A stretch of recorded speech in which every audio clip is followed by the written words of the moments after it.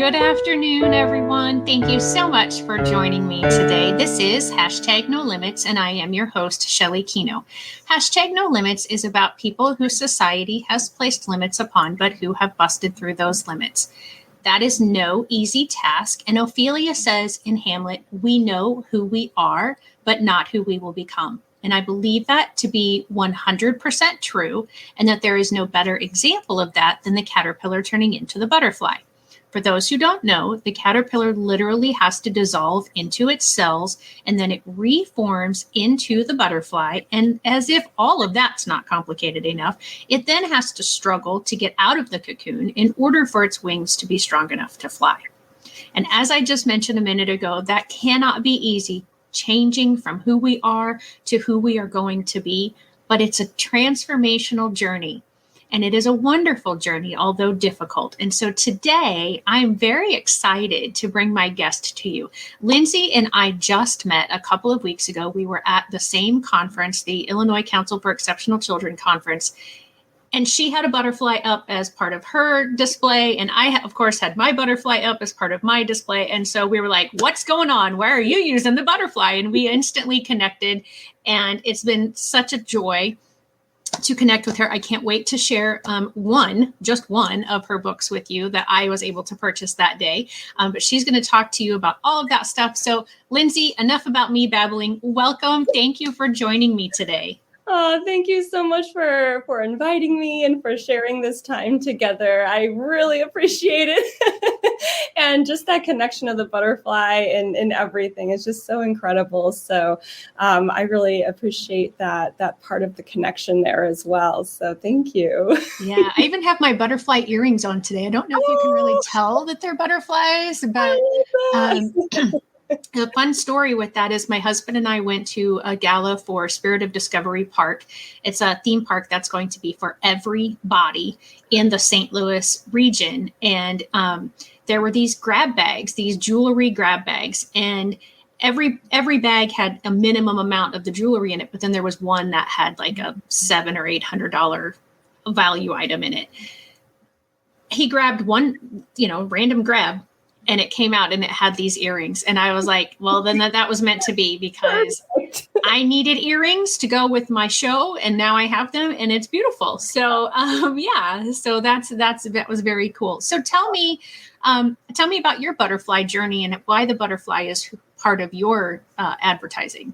Yeah, absolutely. Well, very similar. I just find the butterflies so inspirational in all that we do. Like, we can connect through any cycle, any change in our life through the butterfly. And also just pulling it even back before the butterfly and honoring the caterpillar's journey as well. And, realizing there's a quote. So you had that quote about, not knowing who we're going to become. Mm-hmm. And there's one of my favorite quotes from Maya Angelou, and she shares, we admire the beauty of the butterfly, right? I'm forgetting it, but I have that. But rarely admit the changes it has gone through to achieve that beauty. Yeah, I had marked that because I was going to comment about that today too. So I think that's just so important. And especially when we're talking about all of our learners and all of our journeys that we have in education and beyond education, but especially for us who are embarking on our journey within the exceptional learning space, both for families, both as perhaps even personally as well. So the butterfly itself just is such a powerful symbol to hold on to in every part of the journey. And, I found that was really helpful within my company space as well. So I do coaching, and specifically wellness coaching. And I think even connecting back to the caterpillar again, and even the butterfly, it's always taking care of itself. It nourishes its body before it has to make that decision of whether it's going into the chrysalis or not. Like, it's having all of those different moments throughout our time, throughout our life, and throughout our journey, and especially in education. And then finally, it's also reminding us the importance of that transformation that needs to happen both within ourselves and within education. That's an ongoing process as well. So from early on, I love butterflies, but I didn't realize it until an adult, how it really connected with me throughout my life. So here we are. Yeah, it is. It is really crazy because I really don't think I had as much interest in the butterfly until I started in the world of special education. And then I like, Ophelia making that statement in Hamlet, like I never really thought about it. But then there was a poster that I guess I just saw it in a teacher store, and it had that saying on it and it had butterflies on it. And I went, oh, wow. And so then I started making sure every year that I did a lesson on the caterpillar going, the whole metamorphosis stage and, from beginning to end. And we got to have our caterpillars and watch them go into their chrysalis and release the butterflies. And it was just, and then I would use that as a lesson for my students that this is you, this is your journey, this is what you're going through. It isn't the same journey as everybody else because you have other critters out there that they have a completely different journey, and that's okay. Everyone is valued, everyone is important, everyone has their special reason for being here, and the path that you have to take to get to your truest potential, your fullest potential, it might be a little bit more difficult than maybe somebody else's, but that means probably that you're just going to be that much more beautiful. Mm. Yeah. And it really, for a lot of my students, it really gave them like, oh, so I'm okay the way I am. And it's okay that I struggle, and it's okay that I have to, still they didn't like that they had to work harder, but at least it gave them some hope. Right. That concrete piece of hope too. Yeah. Yeah.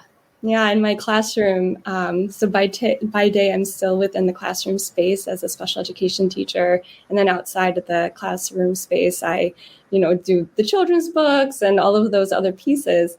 But within my classroom, whenever we are transforming and one of my students reaches their goal for that day, I have golden butterflies. And so they get to choose one, and then we are creating this entire space of just that progress and that transition to honor that phase, and knowing for us how that beauty is within us and that potential is within us. And it's just such a beautiful process and symbol. Yeah. I wished I would have thought of that when I was teaching, because I can only imagine how many butterflies are all around your room, and what a great encouragement that must be for that student that, he's having or she is having a bad day on a particular day, but they can look up and go, hey, I remember that butterfly. That one's mine. Oh, that butterfly is mine. I accomplished that, and I accomplished that. And that would give them that extra bit of encouragement that we know our students need. All students need, but I feel like our students need it more.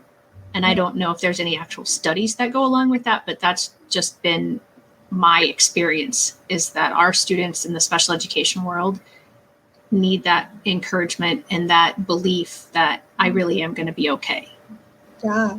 Well, and often within our space, you feel that I'm not good enough, or how come they can do it, or how come I can't do it yet? And that's Right. going into in your book, and you mentioned can't, and hearing can't, and how disempowering. But then if we look in that space of can't and find that charge of empowerment, and even within your book, the stories of taking that can't and changing that, and it's that yet space. Going still back to the butterfly, it doesn't even know that it's going to be a butterfly yet. You have to trust the process, and trust the learning, and trust all the different experiences that we are given. But yeah, that is just very powerful. Yeah, it is. And you use it in so many different ways. And Fran says, good afternoon from Southern Illinois. She's watching with us right now, #live. So thank you, Fran. Hello. And so I do want to just bring up the book, because I did mention it, and I did grab that quote as you were talking about it. So whoops, I had another marking that just fell out. Big Change, Better You, Beautiful World. And it is such an amazing, encouraging book. And it just goes through, here's another one that I have marked. try it. And so I know you'll get to that in a little bit, but one of the things that you say is sometimes you may have other words that you want to say to yourself, like, I am important. I am enough. I am curious. And having those positive statements instead of I'm scared, or I can't do this, or I'm not enough. I'm not important. Nobody likes me, whatever. It's just, I mean, I've read this multiple times already, and I mean, it's easy to read. It's, it is kind of a children's book, but But it's good for all. Yeah. And I mean, yeah. And that, and you go through the stages. Whoops, I got to go that way. The stages of the caterpillar turning into the butterfly. And you talk about, what it must feel like as that caterpillar is making that transformation and their safety and all of that. So where did the idea come from for this book? And I mean, I know it's for everybody, but like, what is its purpose? Yeah. Well, its initial purpose, it actually started within the pandemic. So back in 2020, when our pandemic first started, and I was on the phone with my friend, and she's like, I don't know how to support my child through this. I have no words. They're really struggling. Their anxiety is shifting a bit. And so I just shared just the concept of the butterfly through change. And really that's the purpose of the book, is to support all of our learners through change that our life brings, whether it's a big change or a small change. And then as that continues, she goes, you should write a book about that. So I did.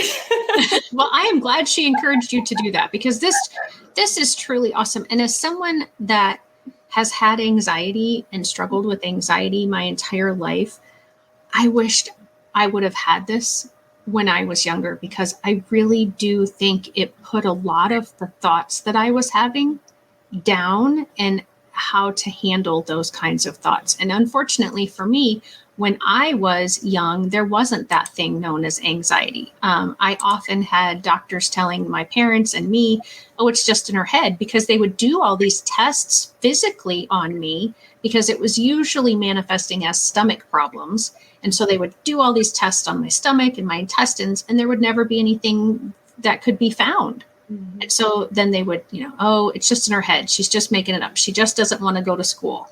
And they were right that it was in my head. They just didn't realize, and that's not what they meant. Right. But yeah, sorry. I have to stop talking about it and let you talk about it. It makes my author heart happy though. And that's the feedback that I've been given by so many people, is like, they read the book and then they'll read it again, and then you always get something different out of it. And, for me, I also am one that I've had a lot of different aspects of anxiety and panic in my life, and working through that. And that's where I became inspired by wellness and why I'm doing what I'm doing within the wellness space. And how can I make it concrete enough for sharing with children, but then really it's of all ages. And just because it's in a children's book doesn't mean it's only for children, but sometimes that's the avenue that all of us can connect with. And so whether you're a teacher or a parent who's reading the story alongside, like, all of my books are meant to be alongside your children, class, child. They're also getting those strategies too. And also within the book, I model the validation language. So when emotions come up, what are those common sentences we can say? There are certain pages in the book that look very similar to each other, but that's intentional, because then you can go straight to that page and know, here's a strategy to support the social and emotional skills of the moment that's needed, and how can we do that together and move forward. Yes. Yep. I keep going the wrong way. Like, where's my camera? Where am I showing? So those try it moments. And once you read it once, you get that. You try it when you don't need it. But then when you do need it, you have it there. And it also turns into a social story, basically. So depending on the different types of emotions, you can pull up that particular page or set of pages and just read that together to work through those different emotions that we have or different changes and experiences that are going on. Yeah, it is so powerful. And I really, another thing that you talk about in here is changing the what ifs, because as a person with anxiety, I know that that's where my brain goes when the anxiety hits is, well, what if this and what if that? And oh my gosh, this is going to, and it just takes me, first of all, into out of the moment and into a future situation. And then, yeah, what if I feel sad? What if I'm scared? What if I'm angry? What if I don't feel the same way as my family and friends? And you say, those are all valid and those are all kinds of thoughts and feelings. But what if you changed it to, I wonder? Mm-hmm. And that was like, oh, wow. It was just another one of those. If I would have had that, I think that would have helped me. And I'm not in the classroom every day, so I haven't had an opportunity, and I don't really have, other than my husband who lives in my home, so I don't have a lot of opportunities to share it. But I just think, what you said, doing it in a classroom or with your child alongside, as you said, is just going to be so powerful. And I haven't done this, but there is places within the book where you leave blanks and you actually encourage people to mark up their book. The illustrator, yes. Yeah. That's their own. Yeah. That one is that your flower is your goal. Your flowers are like your goals. Yeah, it's so incredible. So I'm glad that you're getting good feedback from it, and it's not just me saying it, because I really do believe that it is going to help tons and tons of people. And I like at the end that they get to make their own butterfly and they get to color their own butterfly. Oh, that's my favorite. I have had so many different classrooms where they'll cut out the butterflies, so they can download all of those on my website. And just in case, for those who are interested, it's www.thebutterflywithin.me. And they can download any of those different tools. So I have different classrooms that have cut them out, and that becomes the reminder throughout the year. They've created bulletin boards. At home, they just have it just available. So it becomes that visual of, okay, there's a change coming up. Remember the butterfly, writing quotes around it, or actually writing and drawing the different changes within the wings. So, it's just such a connected moment, both for in the classroom and outside of the classroom, for supporting through any and all changes. And you can add on to that butterfly as you change too. Yeah. And one of the things that I found for you that is really great for some of my audience, because many members of my audience are teachers. Mm. And, when I look at this book, I'm thinking children, but you are a coach for teachers. And so talk about that and talk about how the book can relate to that as well. Absolutely. And I think the interesting thing there as well is, there's a difference when we can learn strategies alongside our students versus I'm going to read a larger book that tells me what these strategies are. But when you can actually apply it alongside, and also as teachers, because we are naturally givers and we naturally, and parents, put ourselves typically last when really we need to be first so that we can continue to support in those spaces. But when we can actually pair it and be simultaneous, that was what really inspired me, was I can also integrate these practices and help teachers create and parents create what I call resilience plans. And so that involves them connecting to themselves, understanding the wellness space for themselves. But how can I do that simultaneous? And as I'm doing these practices, then I continue to share with either my child or my students. And so that's really where the coaching space is, because what a coach does is it helps you find the potential within you. It's not necessarily telling you what's the right thing to do. It's what works for you and how can you discover that on your own, just as the butterfly and the caterpillar find it within themselves too.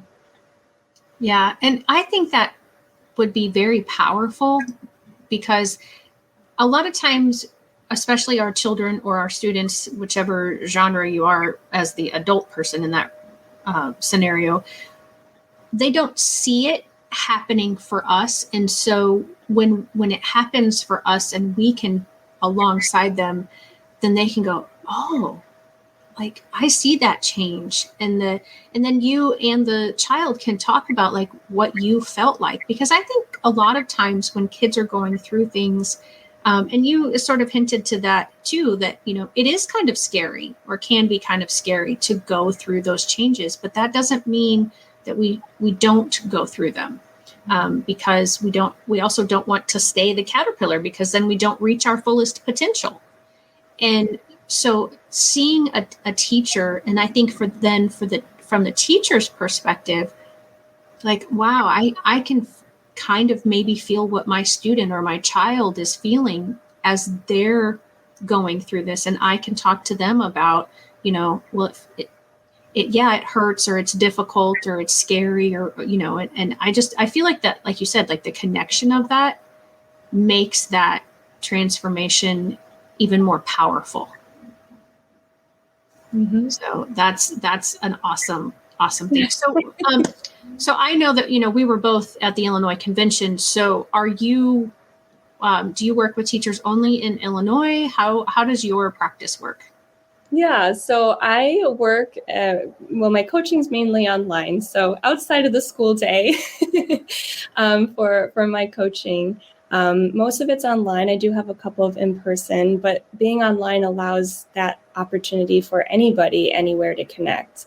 I have an administrator, several administrators, I have teachers, I have parents. It really just depends on the connection that somebody has and what their goals are and what they want to accomplish, and if I'm a good fit for them as well. So, online, again, you can always visit my website. It outlines the different possibilities for coaching, also within schools. So sometimes you may want to connect as a school, and within that, allowing the mindfulness-based SEL practices to become a part of just your school culture.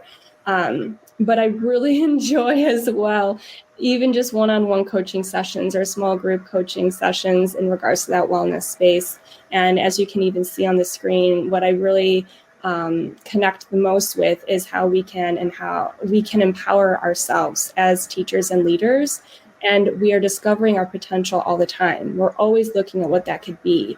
And that's really through heart-centered classrooms and lives. And heart here is capitalized because that's actually in connection to a strategy for my second book that I have recently that's come out, and it's The Superpower of Your Heart. And heart actually originated from my own practice within anxiety, but then I shared it with adults, and then I again needed to find a way of connecting it with children. And so why not write another book, right? Right, exactly.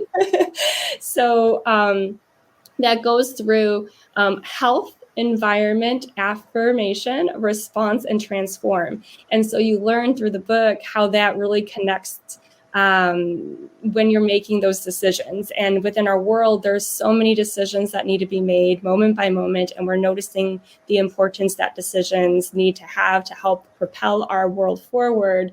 So we have to become superheroes, and we have to embrace that superpower within our heart. And then there's that teacher's guide within it. And as parents as well, you're teachers too. And so that guide walks you through step by step on how you can integrate that practice. That's an ongoing. They're not just books to read one time. They're books that are ongoing practices for classroom climate and management, for behavior, for all those different elements within our spaces to create that condition for learning and success. Another book that I wished I would have had when I was teaching, because in my last year of teaching, my theme for my entire classroom was superheroes. Oh, yes. So this would have fit just perfectly. And yeah, I've always been the kind of person that I haven't just focused on the academics. I've always looked at the whole child, because I've always believed that if you, and this was even before I found out that there is actual science behind this, that, if you're not in the right emotional state you're not going to be able to learn as much, And so even before I realized that that's an actual scientific fact, I was doing that. I was working with the kids and trying to make sure that they were confident in themselves and that their self-esteem was at a level where they believed in themselves, even a little bit. And I guess that was probably based on my own lifestyle, on my own life of having that anxiety when I was younger and dealing with all of those things. But I'm so glad, but I'm also sad that it's becoming known now. So I'm sad that it's a thing, that it really is a thing, and but at the same time, I'm happy that we're learning you need to work with the whole child. You need to know about the social emotional needs of your child. School is not just about academics. We have to encompass everything. So this is really fantastic that you have this, and congratulations. I saw on the other page that you are, it's not going now, that you are a finalist for that. Yes. Both of them actually have been finalists in different things, but I just found out this past week that that book has now become a finalist for the illustrations. So that's so awesome. That's fantastic. Congrats. And for anyone who I don't know if I have any Spanish speaking audience members, but the Big Change, Better You, Beautiful World book is available in Spanish. Mm-hmm. So is it available in any other languages, or do you have plans to make it available in other languages? At this point, it is just in English and Spanish. There was at one point I was considering Braille. So I would, yes. But it's been a little bit of a process with that. And also I am a self-published author. So maybe one day I'll be able to do that. But that's also an interesting fact within that book. You once a special educator, always. And so when I was writing through it, there was the very first tool, there's 2 options, but you don't have 2 options for other tools. Well, that's because of the accessibility part. And there was one that option about looking around for the colors. Well, maybe not all of us have the ability to be able to view that or that option. So then another option was to be able to move our bodies for the tingly 20. And again, but maybe not all of us have that opportunity to be able to move our bodies in that way. So giving that option and knowing the importance of accessibility and making sure that everybody has an opportunity in the way that fits them to experience all of those different experiences and tools. Yeah. So before I stop sharing from your website, is there anything that you want me to specifically show or focus on that I haven't already? I think what might be helpful, if you go underneath learning and go to mindfulness-based SEL, the second one. So mindfulness means just being present, fully here and now with our body, breath, emotions, and thoughts. And so that is an opportunity for all of our learners and ourselves to be fully present. And so on this page, you can find out more information about that. I'm currently also the president of the Coalition of Schools Educating Mindfully. And we have a new micro-credential for MBSEL, Mindfulness-Based SEL. And I'm actually one of the instructors on there as well. And so there's information on there and how we can be integrating both our mindfulness practices alongside SEL, which is really working from the inside out and the outside in simultaneously. And so finding those powerful practices within there in that space. So that is a good resource that also has linked like different podcasts. I will definitely be linking your podcast as a resource on my website. But yes, you can see information there, and any other learning opportunities are found underneath the learning category. And then also for my classes, I'm also a certified yoga instructor for kids and adults, as well as a mindfulness and meditation teacher. So for my coaching partnerships, I always offer that for them. But I also, throughout the year, I offer opportunities to connect in that wellness space too. So you can always take a look at the classes and see if there's anything. They are typically online because I do span across a lot of different places, but that is I always have the trauma-informed accessibility lens on when I'm guiding my classes that I have. So those are some helpful resources that are kind of hidden a little bit for us today. Yeah. So could you speak to that a little bit more, the trauma-informed classroom? I'm actually leading a book study right now on Fostering Resilient Learners is the name of the book. Yes. Oh, that's amazing. I love that book. Really? That's so funny.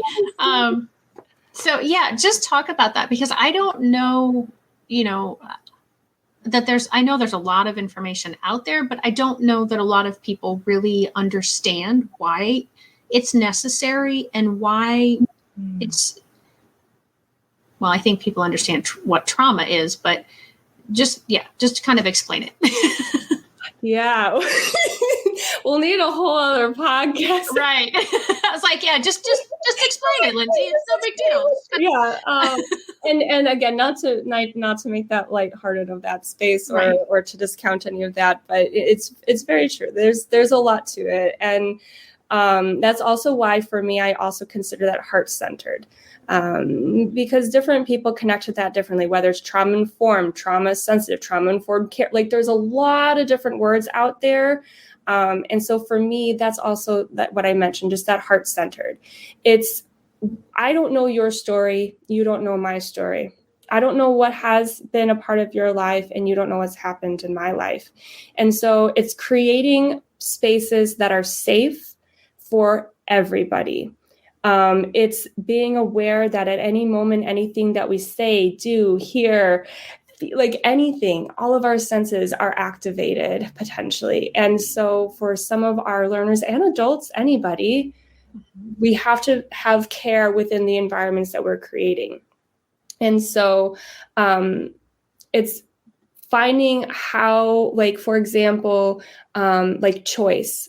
Right. So often when somebody experiences a traumatic event, a choice was removed from that experience.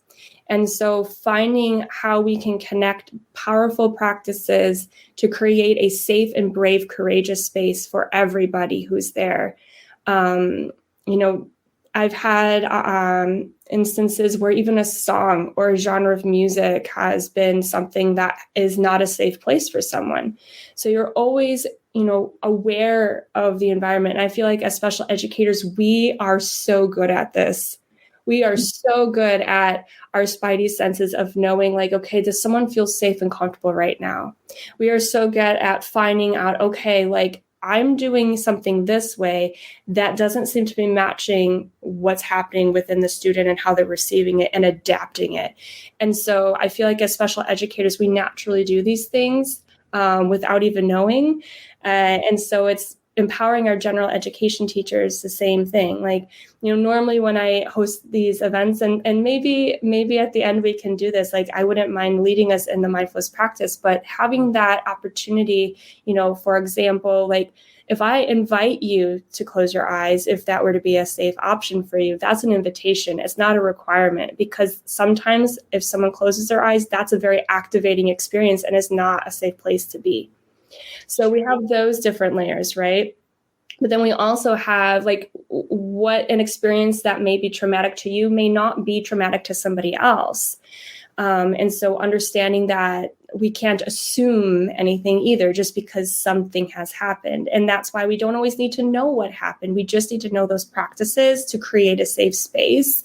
And then finally with that, there's so many different like types of trauma. We're most recently, even within like the global trauma space and with the pandemic, because really we have had a shared experience that has impacted our world and has had lasting impact, right? It's something that happens for a long period, an impact on you for a long period of time. It doesn't necessarily have to be an ongoing. It could be a quick moment that has been traumatic. So there's a lot of different pieces there. There's a lot of research out there, a lot of resources out there. And you can always, like ACEs, the adverse childhood experiences, that is something that you'll hear and connect with the studies within that. So I'd encourage anybody here today, just if you're interested in it, just you can start just learning about that and reaching out to resources to support.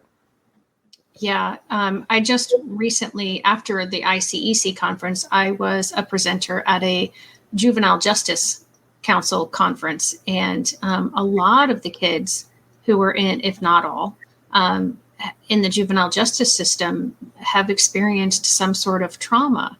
Mm-hmm. And a lot of times, what I have seen and what has been shared with me, this is my second time attending that conference, is that is inadvertently thought of as a, well, they can't learn factor because they've experienced trauma. Mm. Can you speak to that a little bit?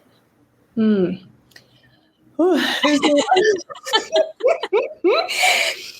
So I would say there is a little bit of truth into that, because when trauma happens, parts of our brain shut down. And You're doing the hand model brain, and it's actually what I do. Yes. We're in this constant state of fight or flight or freeze or appease. And when that happens, our brain is not it's not online. Our prefrontal cortex is not online to learn. So we're always in this space of the emotions. We're in this space of reaction. We're in the space and even stress in general, and not to say that they're on the same space, but the same parts of the brain are activated with that. So stress and trauma have the parts of the brain that are activated or not activated. And that's where also mindfulness is a heart-centered or trauma-informed practice, because the same parts of the brain, it's almost like I refer to it like kryptonite. Like it takes the power away from the traumatic and stress levels within the brain and helps the brain to come back online. So there is that of physically the brain not being open to learning. But then if we're stating that just because they've had an experience, meaning that they can't learn, well, we need to take that step back and realize, well, we need to figure out how we could create that space and the conditions for learning to happen, because we absolutely can learn. And once we have those trauma-informed practices in place and structures in place, then we are creating those conditions, as I've mentioned before. So there's a lot of aspects to that, but that's why it's important for us to be fully aware. And the biggest thing that I think is the takeaway within trauma or in that space is there's also research that shows the importance of relationships and how it takes even one solid, meaningful relationship in that child or person's life to change the trajectory that trauma could potentially have. And, mentioning too, there are studies you can look up on the CDC, just all of the different impacts that trauma and the more events that have happened in your life, the more other indicators there are that impact your health. And so by having a solid relationship, you're able to kind of reverse some of those different pieces. Again, not reversing trauma, not taking away from what happened, but being able to move forward from what has been there and coexist alongside with those opportunities there. Yeah. So the reason I keep looking down is because I was trying to find, in case you didn't know, the gentleman who has the video about do you know his name? Dr. Dan Siegel. Yes. Okay. Thank you.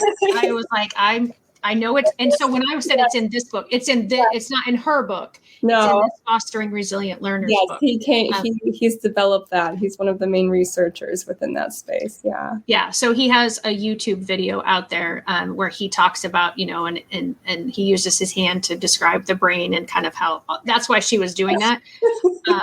Because I'm not into it enough to know. I just recognized that because I'm like, oh yeah, we watched that video because it's recommended to watch in this book, and it does give a really good example of what it's like and how the brain works. And so you mentioned, we've all had the trauma of the global pandemic. However, some people are not as affected by it. Just like you said, a trauma for one person is not a trauma for another person. Or I'm not sure if it's not a trauma or if it just doesn't have the lasting effects, maybe is the way to say it. And so, again, what you said was, we don't have to know everybody's background to just be aware that we don't know everybody's background, and to be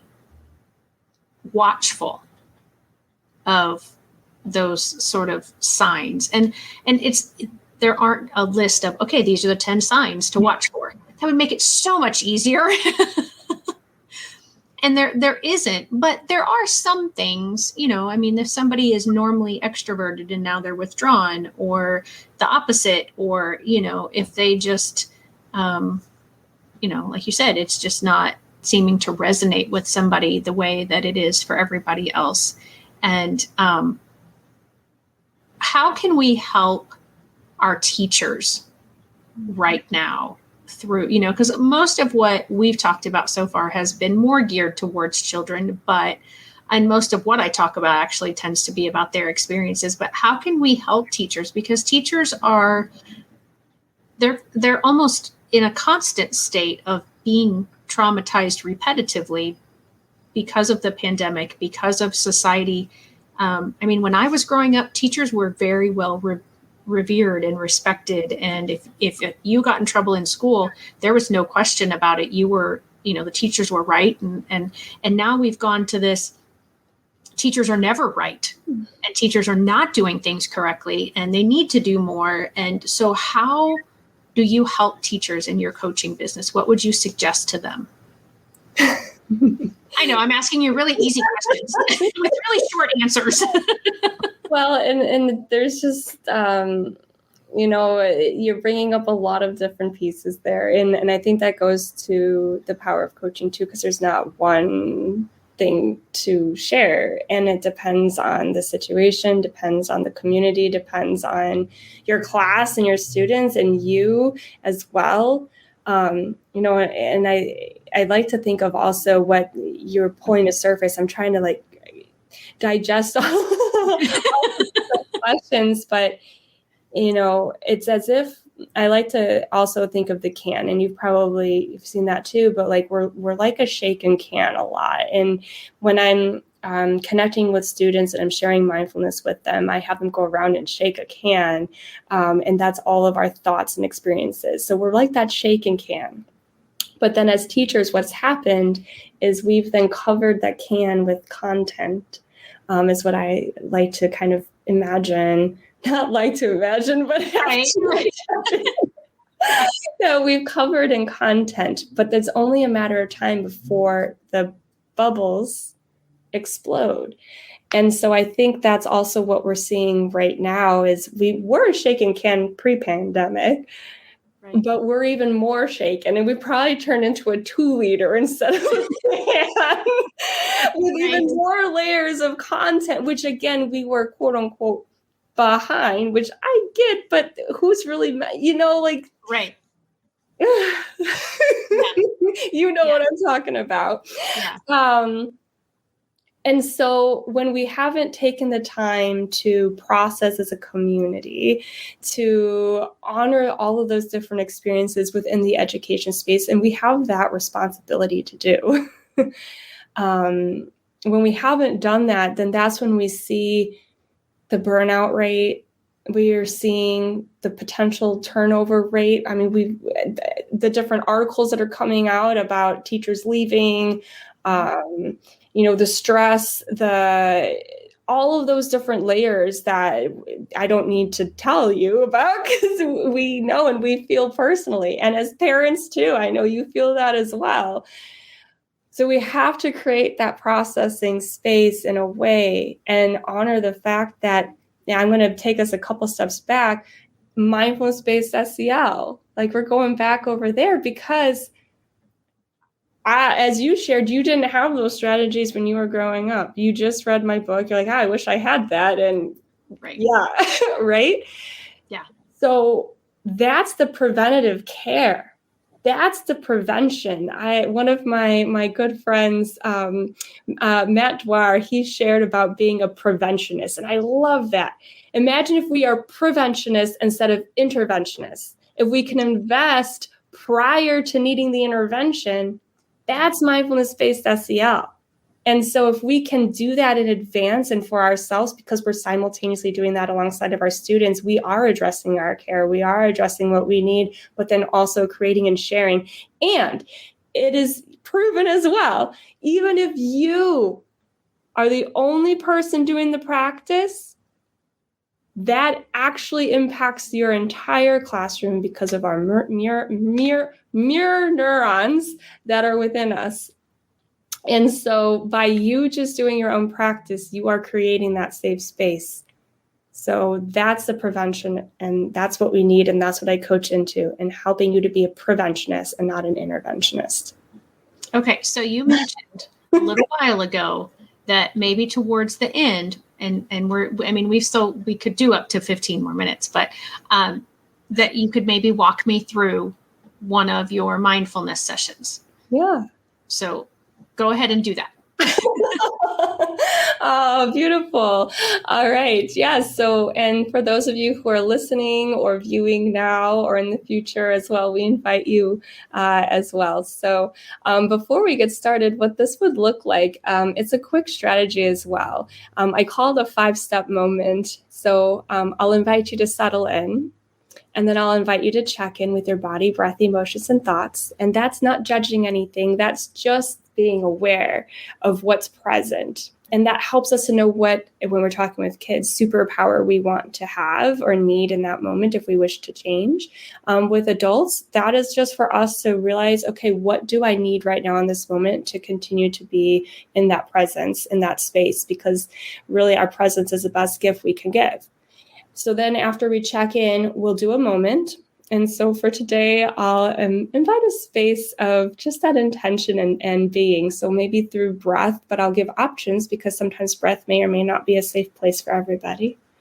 And then we'll check out, meaning with your body, breath, emotions, and thoughts again, if there's been any changes. And then we'll close out and I'll welcome you back. And just reorienting yourself back into the space. So that is the 5-step moment. So for those of you who maybe are interested in trying something, you can just even explore that even within your space or within yourself. All right. Okay. All right. So wherever you are, just go ahead and take a moment to settle in. Maybe that's sitting back, maybe it's sitting tall, maybe it's standing, or if you're walking, just allowing yourself maybe to notice the bottoms of your feet, or if you're driving, just being fully present, maybe even noticing how the steering wheel feels. And just settle in. And choosing if you wish to have your eyes open, maybe they're looking nearby, maybe even closed if that's safe and comfortable for you. And then maybe just being aware of the sounds that are in the space and knowing you're fully safe in this moment. And perhaps even letting yourself mention and say in your mind or to your heart, I am safe.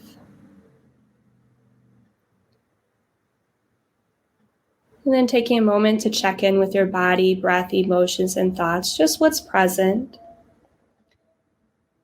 Noticing maybe if the breath is in the belly, maybe it's higher in the lungs or nose.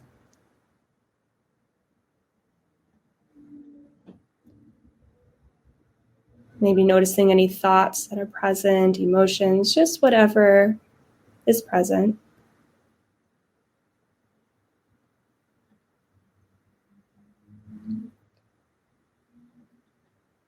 And for a moment here, we'll focus on our breath. And if you prefer a texture, maybe you're noticing where your hands may be and just connecting to that texture. But I'll guide us through the breath for a moment and just aware of how it's breathing, not changing anything. The steady in, the steady out. Maybe even noticing that pause between each breath. knowing that that pause is a reminder for us that we can pause too.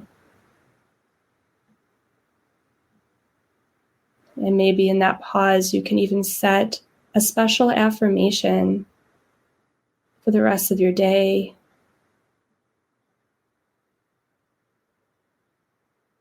And then taking 3 more breaths here, maybe breathing in that affirmation or breathing in that pause and letting it go.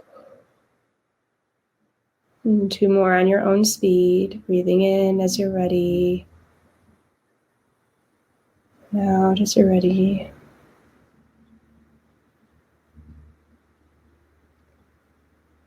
And after your 3rd breath, check back in with your body, breath, emotions, and thoughts, just what's present. Noticing if there have been any changes.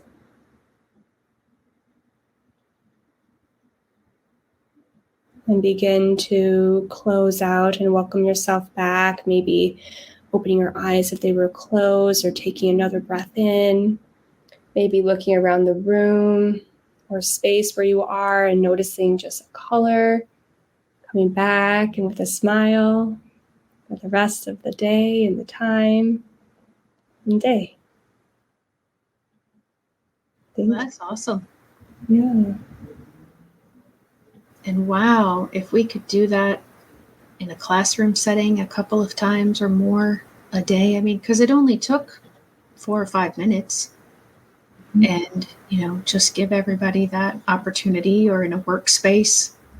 I didn't think I needed it. I was pretty calm and relaxed, but I feel even more calm and more relaxed, and definitely noticed changes when it first started and you asked me to, kind of notice my body. My foot was tapping, and I do that a lot. It's just, it just moves. And then at the end, it wasn't doing that anymore. And it wasn't anything that I consciously told it to stop. So yeah.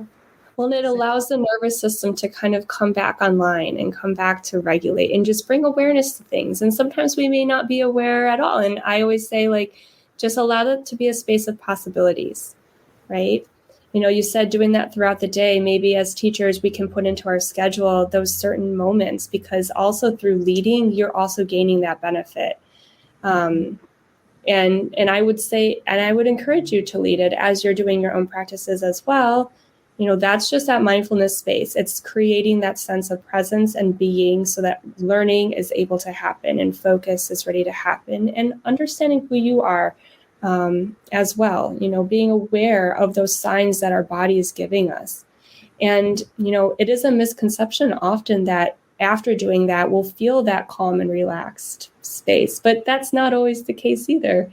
It's just letting us know what's happening right now. And sometimes you may feel even more agitated, but that's just meaning you're aware of that. And now you can have that superpowered choice to choose, what are you going to do next about it? Do you want to continue that space, or do you want to make a change? And so that all works together within that. And it allows us as adults and our students and as parents to know and be what's that next step? What would we like to do? And are we ready and focused to learn or to be together?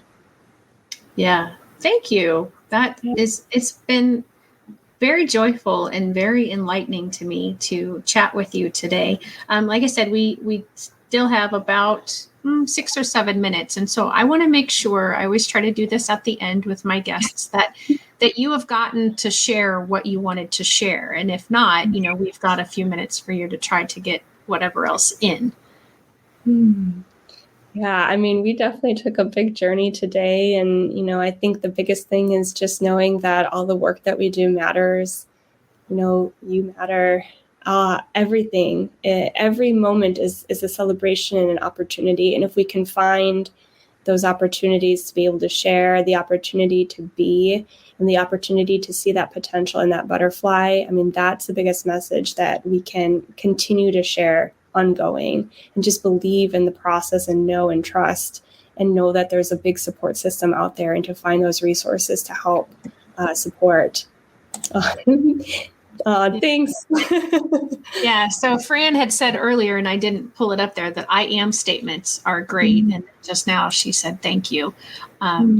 and yeah, it's been I liked how you said that. We've been on a little journey, and we have covered a lot of areas, but there's so much about what you do that is so incredibly important and needed and unknown to so many people. And so I was trying to like grab as many little pieces as I could to try to get out there, so that hopefully just a nugget that you were able to share today will resonate with someone, and whether they reach out to you or someone that they, are already aware of in their area or know personally, and seek out those kinds of things, because I think it's very needed in all areas right now, but I really, in the education world, think that it's needed more than some other areas. And go ahead. Yeah, and I was going to just mention too, like for those of you who are listening as well and viewing now or in the future as well, you can always reach out on my website. Again, it's down below. But I do 30-minute sessions for a complimentary session for the first time, just to see if we are a good fit for each other. So you can absolutely connect there. And then also, if you want to reach out and email me, you can find my email contact on my website as well. But especially for this podcast, email me letting me know that you watched this.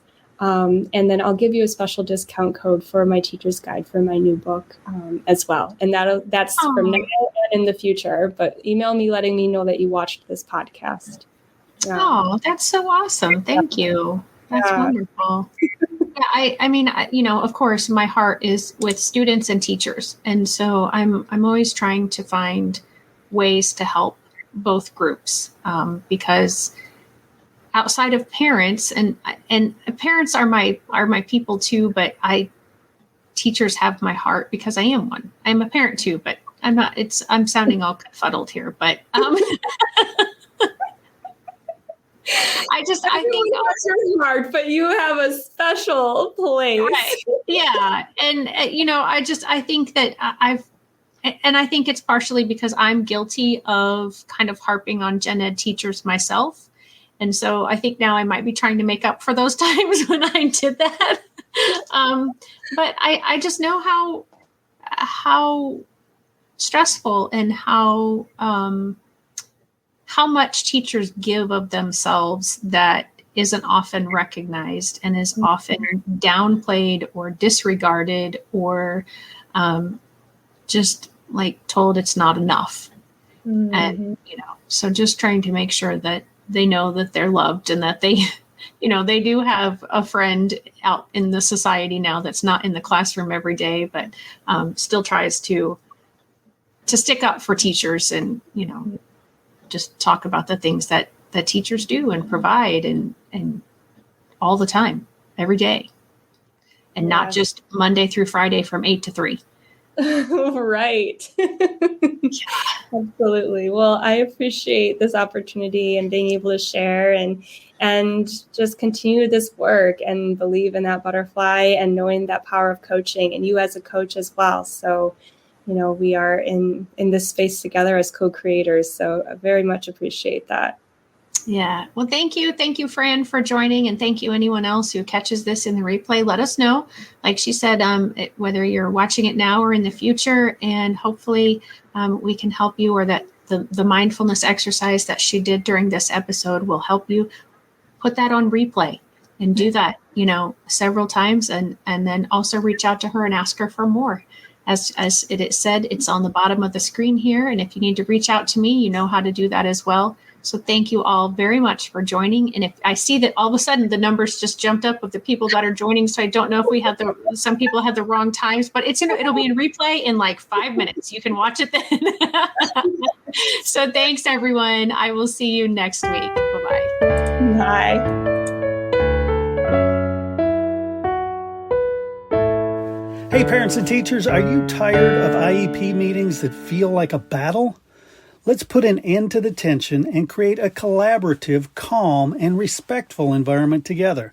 Shelley Kino, your go-to IEP consultant, can transform your meetings into positive and productive experiences. With Shelley Keno, your child is her top priority, your voice is heard, and you become confident. Shelley Keno is making the world better for all, one IEP at a time. Visit www.shelleykeno.com for more information and set up your free 20-minute consultation today. That's shelleykeno.com, SHELLEYKENOW.